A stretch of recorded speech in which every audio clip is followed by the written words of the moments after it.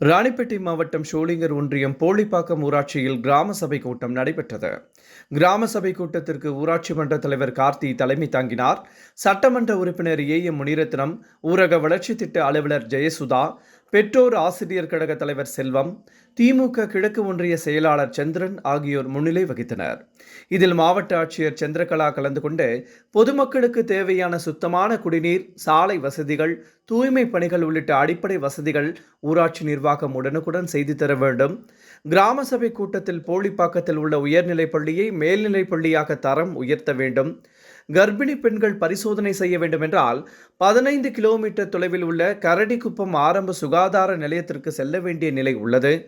போக்குவரத்து வசதி குறைவாக உள்ளதால் தங்கள் கிராமத்திலேயே ஆரம்ப சுகாதார நிலையம் அமைக்க வேண்டும். இப்பகுதியில் அதிக அளவு விவசாயம் செய்வதால் சேமிப்பு கிடங்கு அமைக்க வேண்டும். கால்நடை அதிக அளவில் வளர்ப்பதால் தங்கள் பகுதிக்கு கால்நடை மருத்துவமனை அமைக்க வேண்டும் உள்ளிட்ட பல்வேறு கோரிக்கைகளை பொதுமக்கள் முன்வைத்து பேசினர். இந்த கோரிக்கைகளை ஆய்வு செய்து நடவடிக்கை எடுப்பதாக ஆட்சியர் சந்திரகலா தெரிவித்தார். இந்த கூட்டத்தில் மாவட்ட ஊராட்சி குழு துணைத் தலைவர் நாகராஜ், ஒன்றிய குழு தலைவர் கலைக்குமார், வட்டாட்சியர் செல்வி மற்றும் ஏராளமானோர் கலந்து கொண்டனர்.